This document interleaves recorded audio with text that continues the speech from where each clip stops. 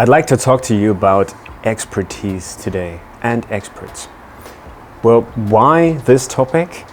First of all, I'm deeply fascinated by working with experts because it simply speeds up everything and it makes everything so much easier. And number two, we are on a professional network here. A network of experts and professionals. At least that's what the frame says. Now, there are probably some people here that claim to be experts who actually aren't. I don't want to do any finger pointing, so I'm not gonna single out people and then tell you, oh, she actually isn't an expert, although she claims to be one. But what I'm gonna do instead is, I'm going to show you what makes expertise, how to become one. And you might be wondering, all his other videos there in German, why is this one in English? For the simple fact that most of the time when I think in English. Sounds weird, I know, but it's a lot simpler for me. And I've given this quite some thought, and that's why this is in English. Number one, what is expertise, really? And I've just gone into this room because the first example that I want to give you is from in here. If I'm in this room and I close the door and I clap, everyone who can hear will hear a clap. Someone who's an expert in sound design, in designing rooms, will already know how we can improve the sound of this room. And it's already very good because we're using this room for podcasting, but someone who's an expert in sound design will say, well, have you thought about putting in a carpet?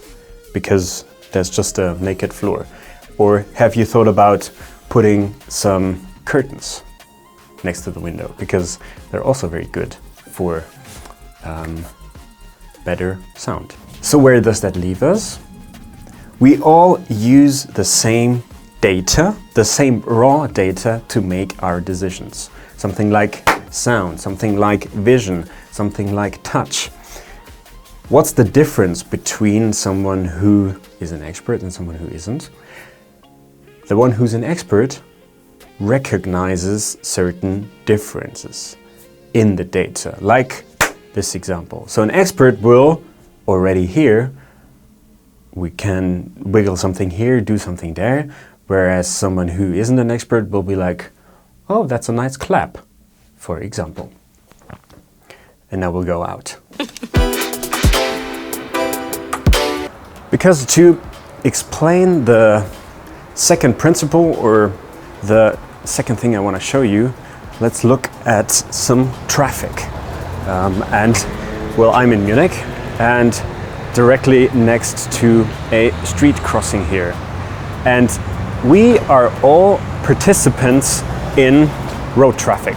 Pretty sure that we all are, which obviously doesn't make us experts.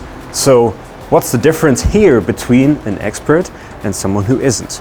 And there we have to look at something called predictions. Because based on our data, based on our visual information, our audio information, our brain creates a prediction. So what's happening in the next moment?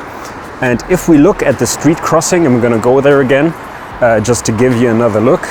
If we look at this and press pause, and everyone will then say what's going to happen next. What the science about expertise says and shows is that someone who is an expert will have more accurate predictions about what's happening next. And they actually need less data in order to give better predictions. So that's number two. The third example, for the third principle that I'd like to show you, let's look at some gardening work. Now, I told you that there's a cafe nearby, it's called Cafe Flower, and Wolfgang, who's the owner, has a small gardening project here. Let's call it a project.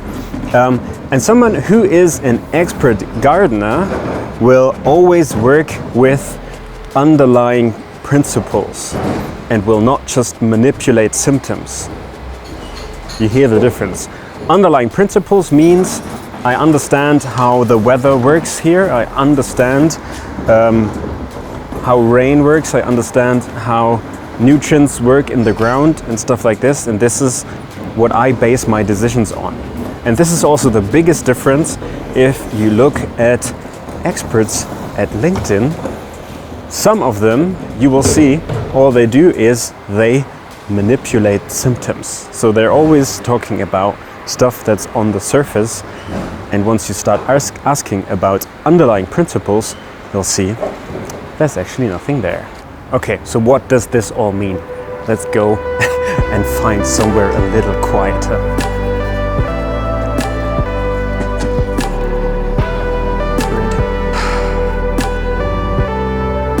It's already. So what does this all mean?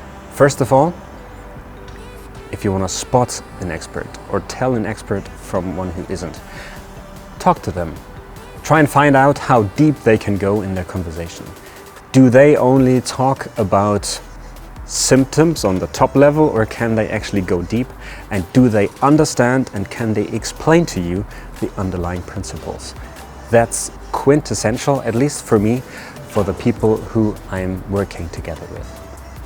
If you look at their work, do you only see the same symptoms being manipulated over and over again, like someone in design would maybe do if she isn't an expert? Or do you see the person understanding the underlying principles and then working with those? That's about working with experts. Now, if you want to become an expert in something, of course I can speak for myself. What I'm trying to become an expert in is explaining. That's something that I practice a lot. Explaining and understanding. Understanding and explaining. And that's what I do. That is my practice. And that's something that I can give to you like this. Take what you want to practice, take what you want to become an expert in, and do it. Every day. Doesn't have to be what I do. Doesn't have to be what others do. There are so many ways to become an expert, especially in the working world that we're living in. Play with it, practice it, and start analyzing what the underlying principles are. And that's fun. At least for me it's fun. Now, am I an expert explainer or an understander? Maybe not, maybe yes. You would have to judge that. Is it fun though? Absolutely, because that's what I'm practicing. So I hope I could help you with this video, and it helps you to tell real experts from those who aren't.